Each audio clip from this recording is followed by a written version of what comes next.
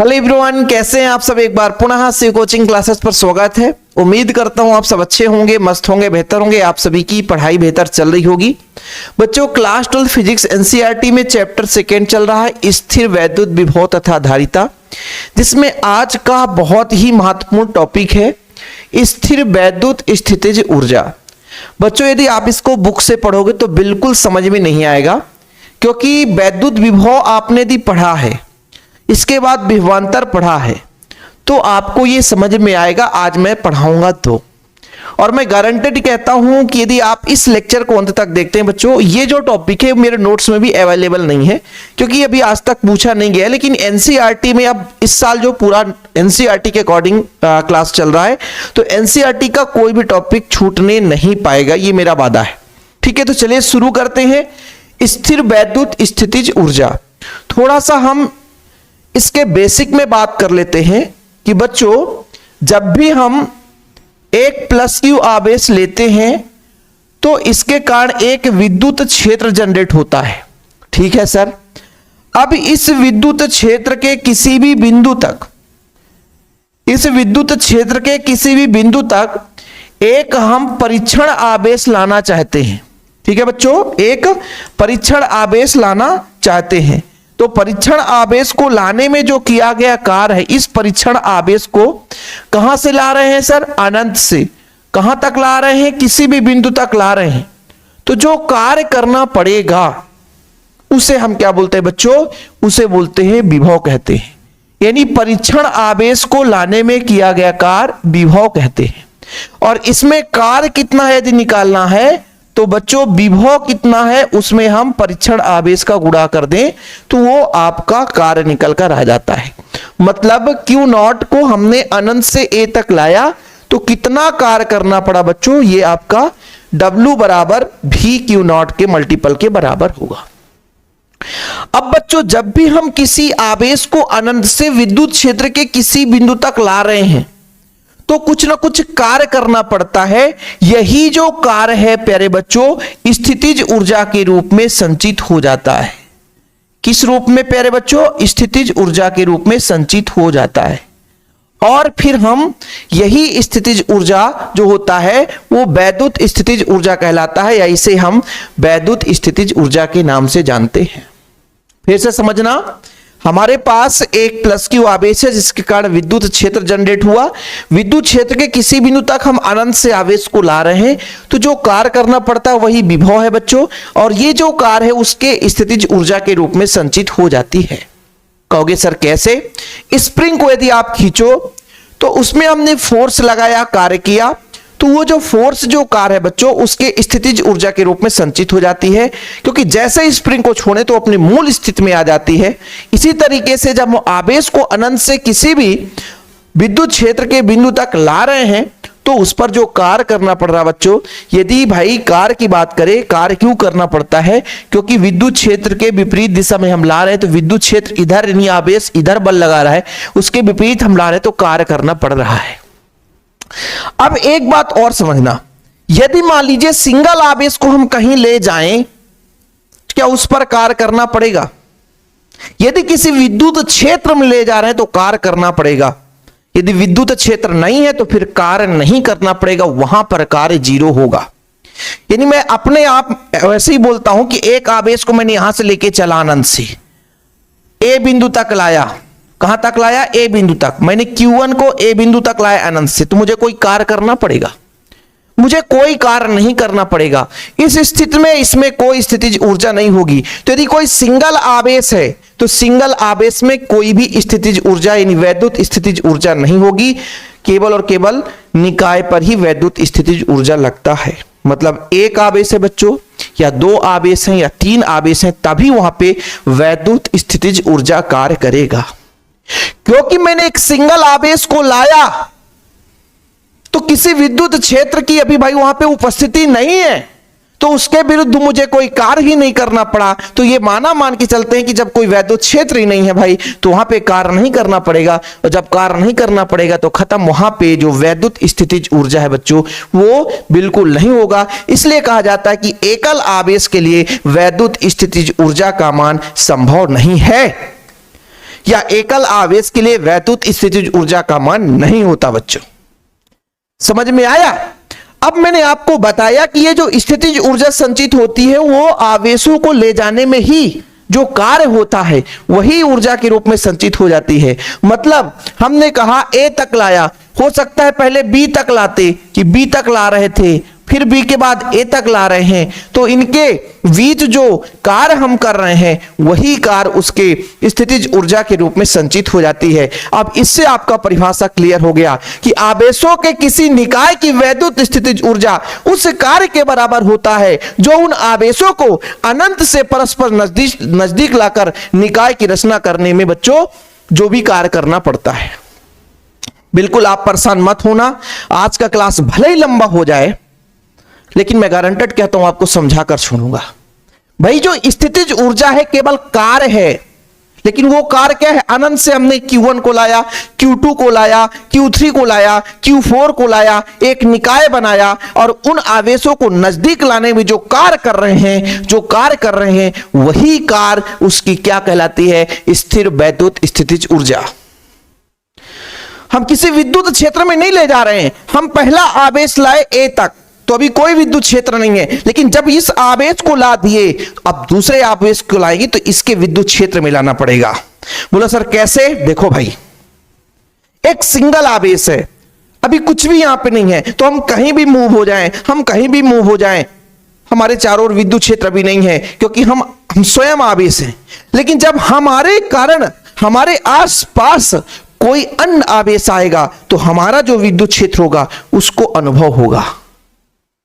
मतलब हम यदि प्लस है तो आने नहीं देंगे, भैया बोला प्लस वाला आ रहा, बोले ए भाई तुम आना मत, मेरा यहां विद्युत क्षेत्र है, तो फिर उसके लिए कार्य करना पड़ेगा। ऐसे ही जब फिर दो आवेश हो गए, अब दो आवेश डटकर हो गए, तीसरा आवेश आ रहा है, अब उसको लाने में थोड़ा कार्य करना पड़ेगा, फिर चौथा आवेश उसको भी लाने में कार्य करना पड़ेगा, और यही कार्य ऊर्जा के रूप में संचित होती है, वो है वैद्युत स्थितिज ऊर्जा। लेकिन यदि सिंगल आवेश को ले जा रहे हैं तो कोई कार्य नहीं करना पड़ेगा। सिंगल आवेश को हम बिना विद्युत क्षेत्र के यदि ले जाएं तो कोई कार्य नहीं करना पड़ेगा। कार्य कब करना पड़ता है? जब विद्युत क्षेत्र हो। अभी मैंने ये कहा कि अनंत से ए को, मतलब Q1 को ला रहा हूं, अनंत से ला रहा हूं, जब अनंत से ला रहा हूं तो इस पे कोई कार्य नहीं करना पड़ेगा। ठीक है, इतना क्लियर ये सारा चीज, क्योंकि इन सबको मैं क्या करने वाला हूं प्यारे बच्चों, इन सबको मैं मिटाने वाला हूं। ठीक है, चलो भाई, किसी को कोई प्रॉब्लम हो तो बताओ। मजा आया ना कि भाई आवेशों के किसी निकाय को वैद्युत, मतलब आवेशों के किसी निकाय की वैद्युत स्थितिज ऊर्जा उस कार्य के बराबर है। यानी कई सारे आवेश है, उनमें जो स्थितिज ऊर्जा उस कार्य के बराबर होगा जो उन आवेशों को अनंत से, है ना, परस्पर नजदीक लाने पे जो कार्य करना पड़ता है, यानी पास में लाने से जो भी कार्य करना पड़ता है। तो सबसे पहले हेडिंग लगाएंगे बच्चों, दो बिंदु आवेशों के निकाय की स्थितिज ऊर्जा। यहीं पे हेडिंग लगाते कि अगले पेज में लगाते तो चित्र भी बढ़िया बनेगा, और बच्चों अपना, है ना, तो हेडिंग लगाओ दो बिंदु आवेशों के निकाय की पर स्थितिज ऊर्जा। ठीक है बच्चों, दो बिंदु यानी दो आवेश है ना, तो अपन ने दो बिंदु आवेशों के निकाय की स्थितिज ऊर्जा। तो पहला पॉइंट आप लोग लिखो, दो बिंदु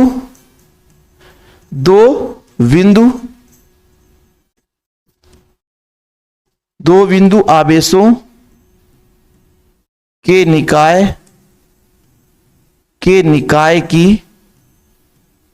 निकाय की स्थितिज ऊर्जा।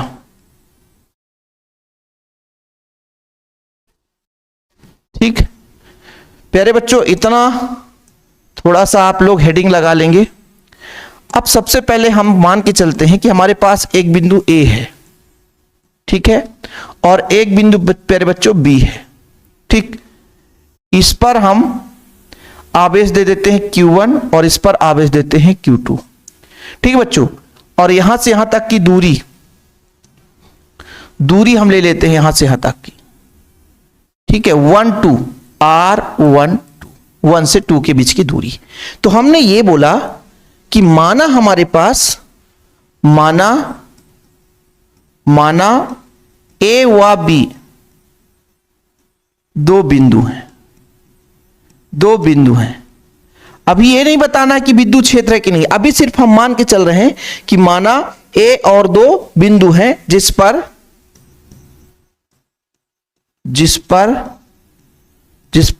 Q1 व Q2 आवेश स्थित है। आवेश क्या है बच्चों? स्थित है। अभी हमने माना है, लेकिन ये मानकर चलना पड़ेगा कि पहले देखो भाई, पहले अपन ये बात करेंगे कि ए पर कोई आवेश नहीं है, बी पर कोई आवेश नहीं है, क्योंकि स्थितिज ऊर्जा ये बात को बताता है कि अनंत से ए तक ला रहे हैं एक आवेश को, फिर अनंत से बी तक ला रहे हैं, क्योंकि दो ही आवेश हैं। हम पहले Q1 को लाएंगे, फिर Q2 को लाएंगे। इन दोनों को जो लाने में कार्य करना पड़ेगा, ठीक है बच्चों, जो लाने में कार्य करना पड़ेगा वही कार्य इसकी स्थितिज ऊर्जा है। तो यहां पर हम लिख सकते हैं कि माना Q1 आवेश को ए तक लाने में, माना Q1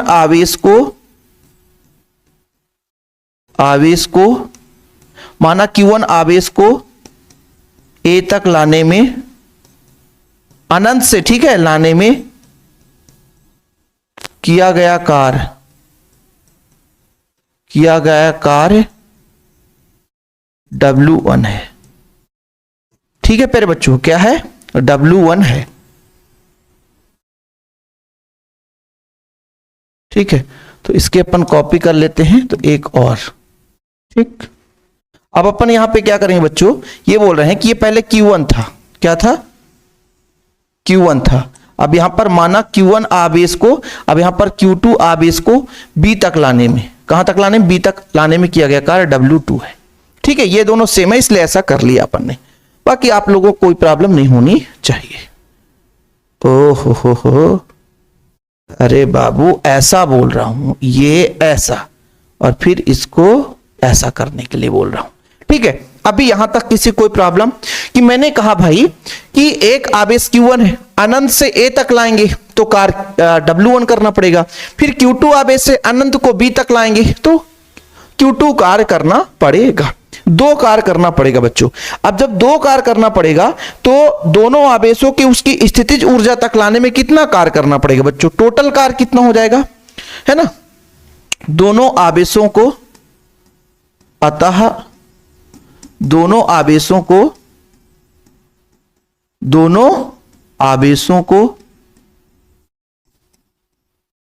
उनके स्थितिज ऊर्जा तक लाने में किया गया कार्य।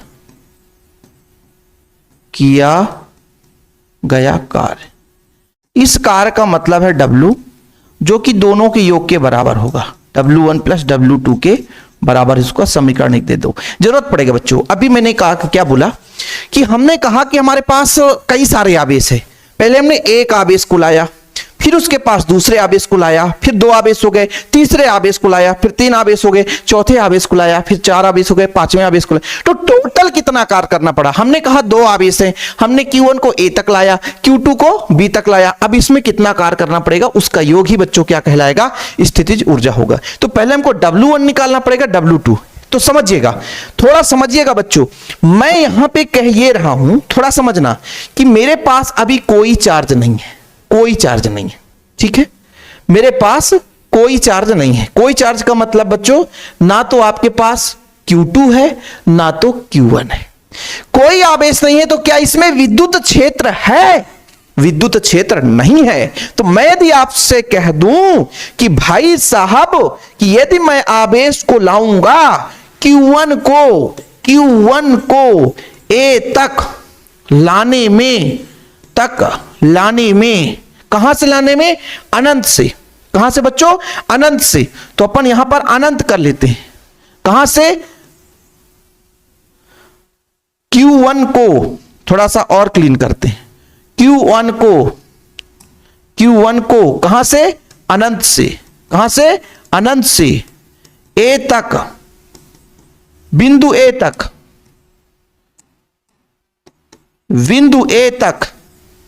बिंदु A तक लाने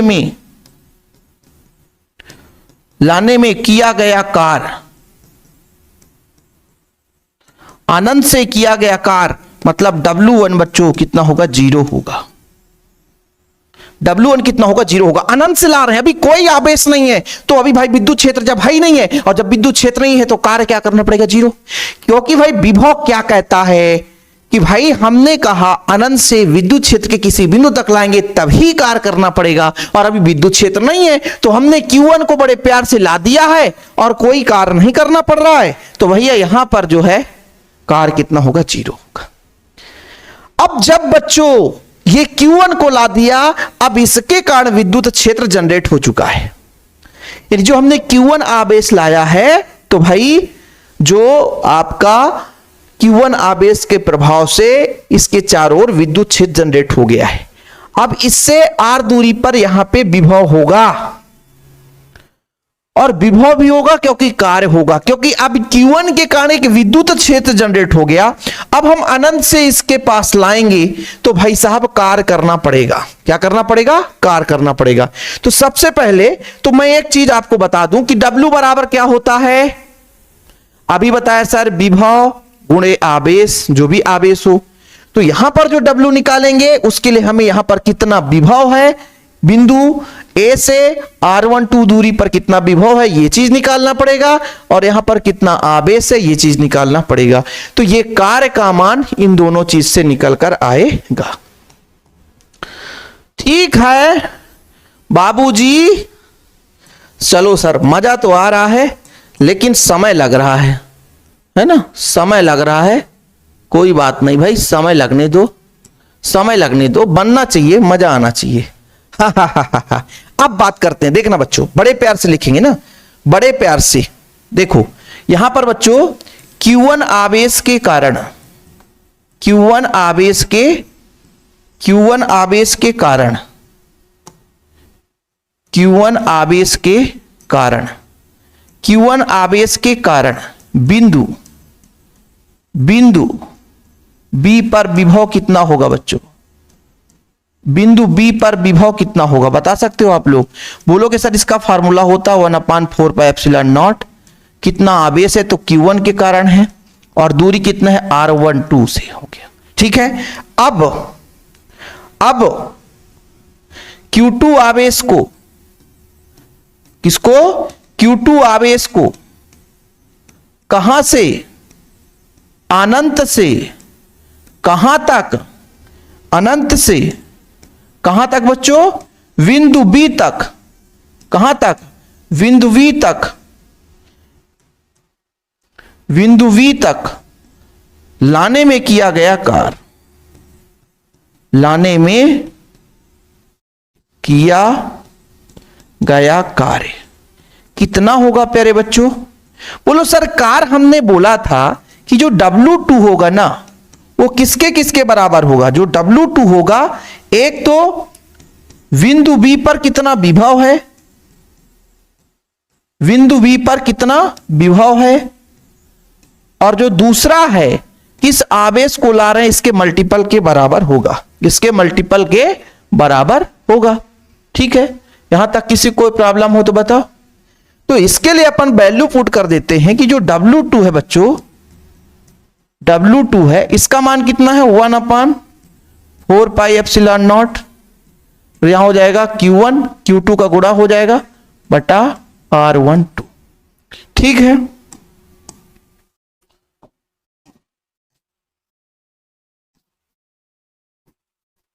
ये अपना आंसर आ गया है।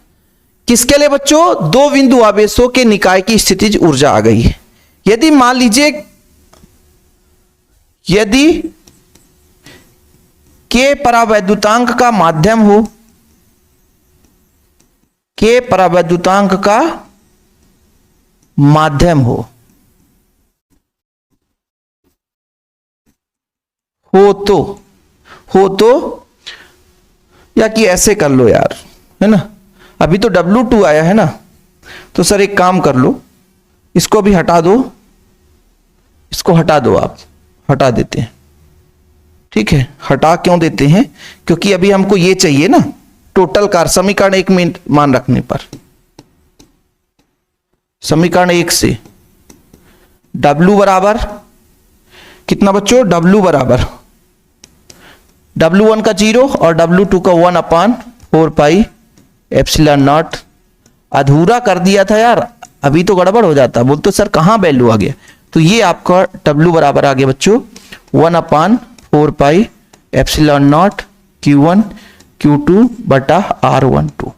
या यही ऊर्जा है बच्चों, या यही ऊर्जा है स्थितिज ऊर्जा 1/4 एप्सिलॉन नॉट, है ना, Q1 Q2 बटा R12।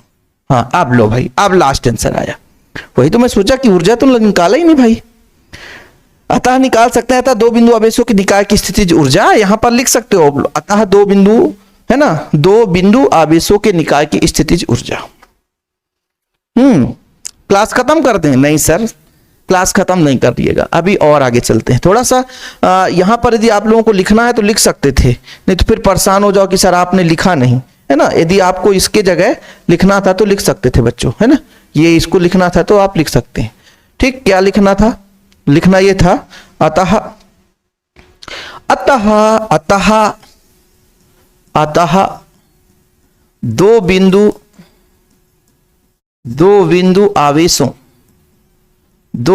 आवेशों के मध्य क्या बच्चों, स्थितिज ऊर्जा। कार्य ही क्या है बच्चों, ऊर्जा है, ऊर्जा। तो आपका U बराबर आ गया 1/, शरीर तो 4 एप्सिलॉन नॉट होता है, और ये Q1 Q2 बटा R12। अरे भाई आवेशों के बीच, क्या बोला मैंने, आवेशों के बीच के परावैद्युतांक का माध्यम है, क्या है प्यारे बच्चों, के परावैद्युतांक का माध्यम है।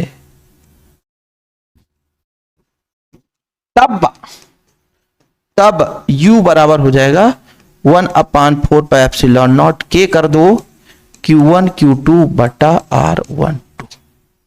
ठीक, फाइनली आपका आंसर आ चुका है ना। लो बाबूजी, हमारा आंसर आ गया है ना। बाकी आप लोगों से बन जाएगा। अब हम बात करेंगे बच्चों कितने, 3 बिंदु आवेशों के लिए, मतलब 3 बिंदु आवेश के निकाय की स्थितिज ऊर्जा। तो हेडिंग लगाएंगे 3 बिंदु आवेश के निकाय की स्थितिज ऊर्जा। दूसरा जो हमारा पॉइंट है बच्चों, कितने, 3 बिंदु आवेश, 3 बिंदु आवेश, 3 बिंदु, यहां पर आवेशों लिख दें क्योंकि भाई 3 बिंदु है, यदि एक होता तो आवेश लिखते। 3 बिंदु आवेशों के निकाय की स्थितिज ऊर्जा। इस बार थोड़ा सा थ्योरम लंबा चलेगा, चलने दो सर। पहले डायग्राम बनाते हैं बच्चों। सबसे पहले लेते हैं अपना A, दूसरा अपना B, तीसरा अपना C। ये अपना बना देते हैं कुछ इस तरीके से। ठीक, ये आपका Q1 था, यहां पे आपका Q2 है, यहां पे आपका Q3 है। ये बच्चों 1 से 2 तो यहां पर दूरी 1 2 कर देते हैं, यहां से 1 से 3 तो दूरी आपका 1 3 कर देते हैं, यहां से 2 से 3 तो दूरी R2 3 कर देते हैं। मतलब आवेशों के बीच की दूरी की बात की जा रही है। तो हम माना लिखेंगे कि माना 3 बिंदु आवेश Q1 Q2 Q3 बिंदु A B C पर स्थित हैं। कहां पर स्थित है? बिंदु A B C पर स्थित हैं। तो यहां पर थोड़ा सा आप लोग लिख लो भैया, क्या लिखोगे सर? माना 3 बिंदु आवेश कहां कहां पर स्थित है? बिंदु आवेश Q1 Q2 व Q3 बिंदुओं A B व C पर स्थित हैं। स्थित है मतलब विद्यमान है। सबसे पहले तो आप लोगों को यह पता होना चाहिए कि भाई हमने कहा कि यदि आप सिंगल आवेश को कहीं भी घुमाओ, अनंत से कहीं भी ले जाओ, तो मायने फीड रहना चाहिए कि कोई कार्य नहीं करना पड़ेगा, क्योंकि एक सिंगल आवेश से किसी विद्युत क्षेत्र में जा ही नहीं रहा है। लेकिन जैसे सिंगल आवेश आकर के बैठ गया कहीं पे, मैंने कहा Q1 को A पर ला दिया, अब इस Q1 के कारण विद्युत क्षेत्र जनरेट हुआ। अब मैं जो Q2 लाऊंगा उस पर कार्य करना पड़ेगा। सर यहां भी ठीक है, लेकिन अब दो आपके पास आवेश हो गए और दोनों आवेश के कारण विद्युत क्षेत्र हुआ। अब जो Q3 लाएंगे तो और कार्य करना पड़ेगा, क्योंकि यहां पर प्रबल विद्युत क्षेत्र हो गया। मतलब तीन कार्य हैं। एक तो बिंदु A तक Q1 को लाया तो W1 कार्य, फिर Q2 को B तक लाया तो W2 कार्य, फिर Q3 को C तक लाया तो W3 कार्य हो गया, है ना बच्चों। तो जो स्थितिज ऊर्जा मतलब उनकी स्थितियों तक लाने में जो कार्य करना पड़ेगा बच्चों, थोड़ा एक पॉइंट हमने कहीं पे गलत लिखा है क्या, यहां पे थोड़ा सा गलत,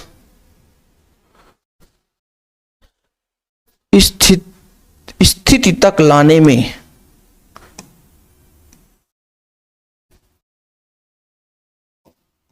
यहां पे आप लिख लेना तक, कोई बात नहीं, स्क्रीनशॉट ले लेना यदि आप लोगों को 1 मिनट। हां, तो हमने कहा भाई कि Q1 को A तक माना लिख लेते हैं, माना Q1 को A तक, Q2 को B तक,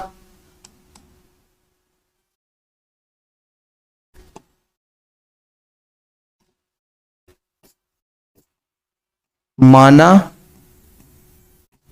अनंत से। बोलो सर पूरा क्लीन कर दो थोड़ा सा।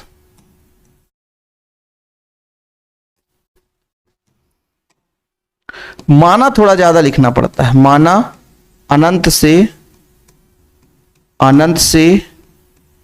Q1 को A तक, Q2 को कहां तक लाएंगे बच्चों, B तक, व Q3 को कहां तक ला रहे हैं, C तक। लाने में किया गया कार्य क्रमशः W1, W2, W3 है। तब W बराबर कितना हो जाएगा बच्चों, W1 plus W2 plus W3। इसको आप समीकरण एक दे सकते हो। हमने ये बोला कि भाई तीन आवेश हमने लिया है, Q1, Q2, Q3, तो हम Q1 तक लाएंगे तो W1 कार्य करना ही पड़ेगा, Q2 तक लाएंगे तो B तक लाएंगे, Q2 को B तक लाएंगे तो W2, फिर Q3 को C तक लाएंगे तो W3 कार्य करना पड़ेगा। ठीक, अब आगे की कहानी देखते हैं बच्चों बड़े प्यार से। सबसे पहले अपन Q1 आवेश को A तक लाएंगे। अभी हम मान के चलते हैं कोई आवेश नहीं है, अभी हम मान के चलते हैं यहां पर ये भी आवेश नहीं है, यहां पर ये भी आवेश नहीं है और यहां पर ये भी आवेश नहीं है। ठीक, अभी कहीं कोई आवेश नहीं है, अभी हम सिर्फ ला रहे हैं Q1 को। हम कहां तक ला रहे हैं प्यारे बच्चों, Q1 को A तक लाने में किया गया कार्य। Q1 को कहां से ला रहे हैं, अनंत से। कहां से, अनंत से। कहां से बच्चों, अनंत से। अनंत से Q1 को अनंत से कहां तक, अनंत से A तक, यानी बिंदु A तक लाने में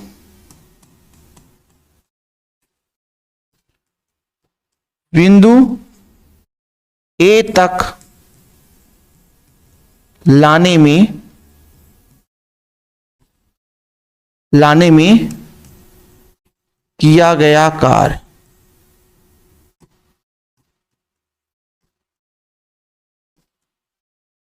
तो आप सिंपल तरीके से W1 बराबर 0 कह दोगे। क्यों 0 कहोगे, क्योंकि हम जीरो इसलिए कहेंगे क्योंकि भाई साहब जब विद्युत क्षेत्र नहीं रहता तो किया गया कार्य शून्य ही होता है ना। Q1 को हमने लाया तो कोई कार्य नहीं करना पड़ेगा। पहले भी बता दिया कि विद्युत क्षेत्र नहीं है, आवेश को कहीं भी घुमाओ कोई कार्य नहीं करना पड़ेगा। अब हम Q2 को ला रहे हैं बच्चों, लेकिन अब समझना, जैसे हमने इसका भाई अनंत से a तक विद्यमान कर दिया, Q1 को हमने a पर रख दिया, कहीं से लाकर रख दिया, अभी कार्य नहीं करना पड़ा, लेकिन इसके कारण एक विद्युत क्षेत्र जनरेट हुआ। अभी C की बात ही नहीं करते, अभी B की बात करते हैं। तो इस विद्युत क्षेत्र के कारण यहां पर विभव होगा, मतलब R12 दूरी पर जो बिंदु B है यहां पर विभव होगा, है ना। तो Q1 आवेश के कारण, किसके कारण बच्चों? Q1 आवेश के कारण, आप लोग लिखोगे Q1 आवेश के कारण, Q1 आवेश के कारण बिंदु V पर विभव, बिंदु V पर विभव, बिंदु V पर विभव कितना होगा बच्चों? बिंदु B पर विभव होगा 1/4 पाई एप्सिलॉन नॉट के नहीं लेकर चल रहे, माध्यम हमने नहीं बताया। किस आवेश के कारण? Q1 के कारण। दूरी कितना है? R12। ठीक है बच्चों, कितना है? R12। अब हमको बताना है कि Q2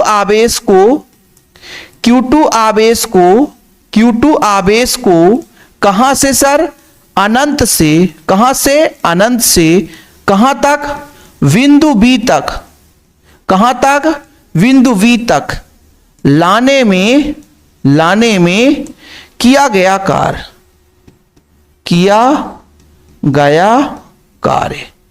किया गया कार्य मतलब W2 कैसे निकालेंगे? बिंदु B पर विभव कितना है, बिंदु B पर विभव कितना है, और इसके मल्टीपल में बच्चों यहां पर आवेश कितना है, मतलब जो आपका आवेश हमने 2 लिया है बच्चों। कितना लिया है? 2 लिया है। ठीक है,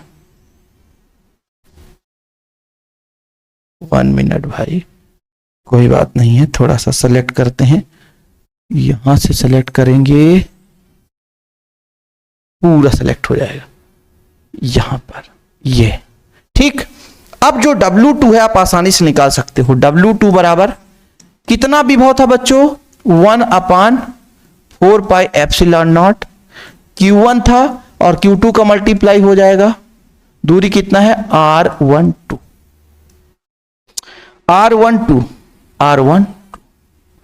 ये लो भाई, विभव पता होना चाहिए। यदि विभव नहीं बन रहा है तो फिर दिक्कत है।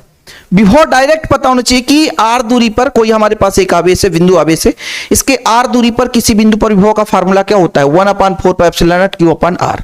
ठीक है बच्चों, यहां तक तो क्लियर हो गया। और सेम पोजीशन अपना चलेगा अगले स्टेप में कि भाई अब Q3 आवेश के कारण, 1 मिनट, तो सॉरी बच्चों, आगे बात करते हैं अपन। डिस्टरबेंस के कारण आप लिए, यहां पर देखो Q3 के कारण। अब देखो बच्चों यहां पे आपका Q3 आवेश को अपन कहां से ला रहे हैं?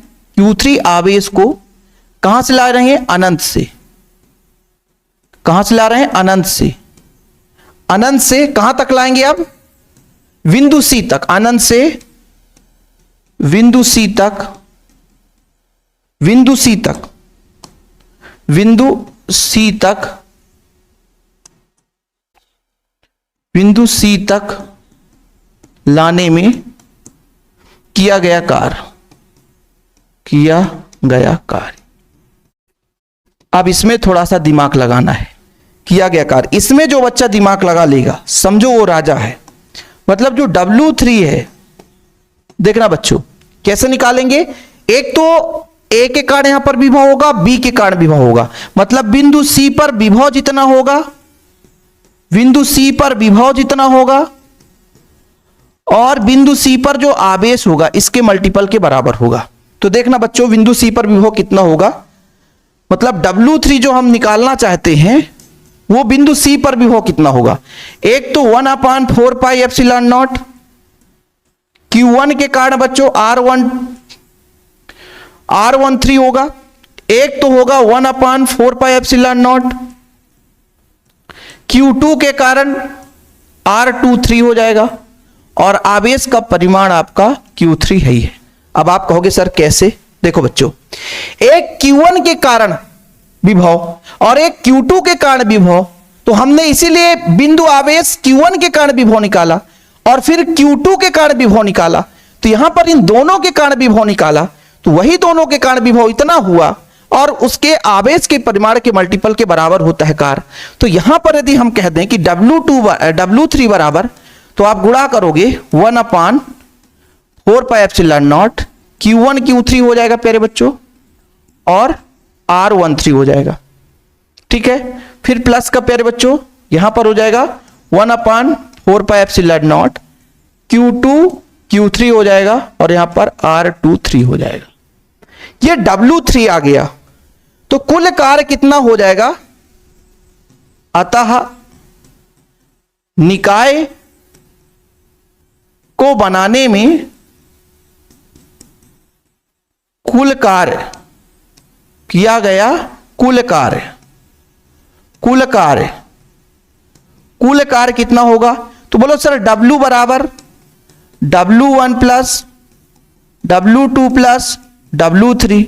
W1 तो 0 ही था, W2 था 1/4πε0 Q1 Q2 बटा R12 था और W3 जो है 1/4πε0 Q1 Q3 बटा R13 प्लस 1/4πε0 Q2 Q3 बटा R23। ये आपका आंसर आ गया।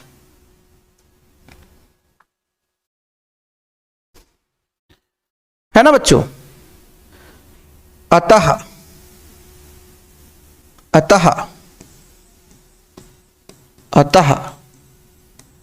जो निकाय हमने बनाया है, तीन आवेशों का जो निकाय है बच्चों, निकाय की कुल स्थितिज ऊर्जा कितनी हो जाएगी? कार्य ही क्या है, स्थितिज ऊर्जा के रूप में संचित हो जाते हैं। U बराबर 1/4πε0 Q1 Q2 बटा R12, फिर प्यारे बच्चों 1/4πε0 Q1 Q3 बटा R13, फिर प्लस 1/4πε0 Q2 Q3 बटा R23। जितना आवेश होगा बच्चों उतना आगे बढ़ता जाएगा, बढ़ता जाएगा, बढ़ता जाएगा। इसलिए इसको एक सूक्ष्म रूप में ऐसा भी बनाते हैं। सूक्ष्म रूप में कैसे बनाते हैं? पर यहां पे ही एक लाइन में चेक कर देते हैं भाई, थोड़ा सा छोटा बना दो। अरे 1 मिनट ना बच्चों, 1 मिनट। अरे आगे चलो भाई, अगले पेज में कर लेते हैं अपन। यहां पे U बराबर 1/4πε0 को कॉमन ले लेते हैं बच्चों, समीशन करके कुछ इस प्रकार से, जैसे अपना Q है ना, तो I और J कर देते हैं, I और J बटे में बच्चों आपका R का हो जाएगा I और J हो जाएगा, I का R और J हो जाएगा। ठीक है, इस तरीके से मतलब जितने भी आल पेयर हैं, जितने भी होंगे बच्चों, यहां पर लिख दे देंगे आल पेयर, मतलब जितने भी जोड़े होंगे सभी जोड़े के लिए ये फार्मूला शॉर्टकट में लिख दिया जाता है। ठीक है, तो ये हो गया बच्चों आपका स्थितिज ऊर्जा। चीजें क्लियर हो गई होगी, अब आपको किसी प्रकार से कोई डाउट नहीं रहेगा। एक एक पॉइंट कोशिश करता हूं आपको समझाने के लिए, है ना। तो ये चीज आप लोग तैयार कर लेना।